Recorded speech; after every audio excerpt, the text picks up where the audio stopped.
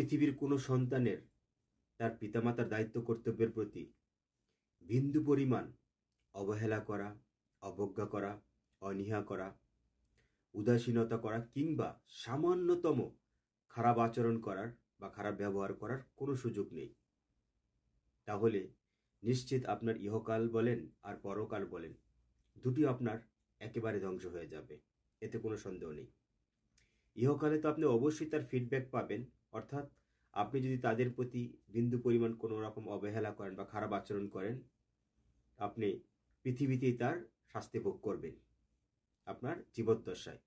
আর মৃত্যুর পরে পরকালে তো আপনার জন্য রয়েছে কঠোর শাস্তির ব্যবস্থা, অর্থাৎ আপনার শেষ পরিণতি জাহান্নাম।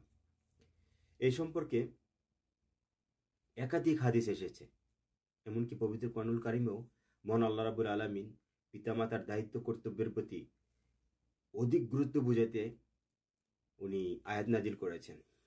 আসুন এমনই 3টি হাদিস সম্পর্কে আপনাদের একটু বলবো, তারপর পবিত্র কোরআনুল কারিমের একটি বিশেষ আয়াত নিয়ে আলোচনা করব। প্রথমেই আল্লাহ রাসূল থেকে জানতে পারি যে কাল কিয়ামতের বিচার দিবসে মহান আল্লাহ রাব্বুল আলামিন 3 শ্রেণীর ব্যক্তিদের দিকে একেবারেই তাকাবেন না, অর্থাৎ তাদের বিচার আচার তো দূরে থাক, তাদের প্রতি মহান আল্লাহ রাব্বুল আলামিন একেবারে মুখ ফিরিয়ে নেবেন। সোজা কথা, তাদের দিকে একেবারেই তাকাবেন না। আর যাদের দিকে মহান আল্লাহ রাব্বুল আলামিন গোসা থাকবেন, তাকাবেন না, তাদের শেষ পরিণতি কোথায় হবে এটা তার বোঝার কোনো অপেক্ষা রাখে না, অর্থাৎ নিশ্চিত জাহান্নাম।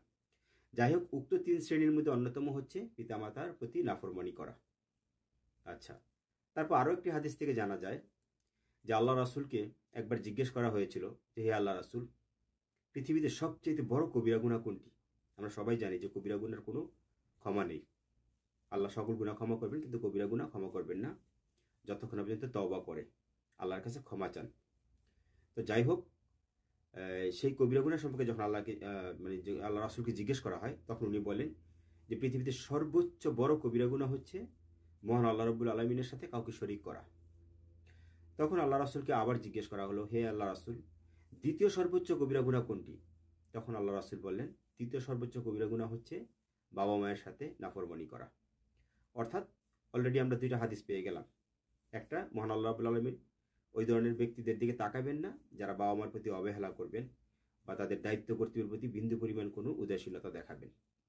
আরেকটা, তারপরের যে হাদিসটা বললাম সেটাতে আমরা বুঝতে পারলাম যে সর্বোচ্চ কবিরা গুনাহ হচ্ছে মহান আল্লাহ রাব্বুল আলামিনের সাথে শরীক করা, দ্বিতীয়ত হচ্ছে বাবা মার সাথে নাফরমানি করা। আচ্ছা, আরও একটি হাদিস থেকে জানা যায় যে আল্লাহ রাসূল একটা উক্তি পরপর 3 বার বলেন। উনি বলেন, ওই ব্যক্তি ধ্বংস হোক, ওই ব্যক্তি ধ্বংস হোক এবং ওই ব্যক্তি ধ্বংস হোক যে তার জীবদ্দশায় তার পিতামাতার দুজনের একজনকে পেয়েও তাদের খেদমত করে জান্নাত হাসিল করতে পারল না।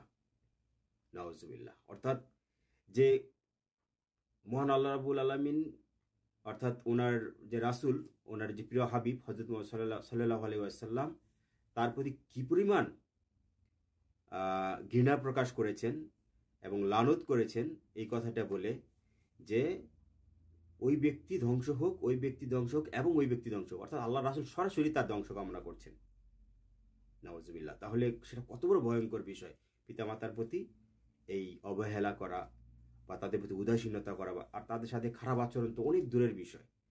বিন্দু পরিমাণ আপনি তাদের সাথে খারাপ আচরণ করার কোনো অপশন নাই। আসুন তার একটা উজ্জ্বল দৃষ্টান্ত দেখাচ্ছি। অর্থাৎ মহান আল্লাহ রাব্বুল আলামিন স্বয়ং নিজে পিতামাতার গুরুত্বকে বোঝাতে গিয়ে পবিত্র কোরআনুল কারিমের 17 নম্বর সূরা বনী ইসরাইলের 23 নম্বর আয়াত থেকে যেটা জানা যায় যে আল্লাহ রাসূল বলেন উক্ত আয়াতে যে তোমরা আমার সাথে কাউকে শরীক করবে না। প্রথমে মহান আল্লাহ রাব্বুল আলামিন কি করলেন? উক্ত আয়াতে নিজের গুরুত্বের কথা বললেন যে আমার সাথে তোমরা কাউকে শরীক করো না। ঠিক তার পরপরই মহান আল্লাহ রাব্বুল আলামিন ঘোষণা দেন যে তোমরা বাবা মার সাথে সদাচরণ করো এবং তোমাদের জীবদ্দশায় তারা যখন বৃদ্ধ বয়সে উপনীত হবে তাদের 2জন অথবা 1জন যাকে তোমরা পাও না কেন তাদের সাথে সামান্যতম উফ শব্দটা পর্যন্ত করো না। অর্থাৎ এই উফ কথাটা পবিত্র কোরআনুল কারিমের এই আয়াতের মধ্যে উল্লেখ রয়েছে। তারপরেই বলেন যে তাদের সাথে নমনীয় আচরণ করো বা তাদের সাথে সদাচরণ করো, ভালো আচরণ করো। এটাকে মহান আল্লাহ রাব্বুল আলামিন স্বয়ং নিজে আমাদেরকে নির্দেশ করেছেন, অর্থাৎ আদেশ করেছেন।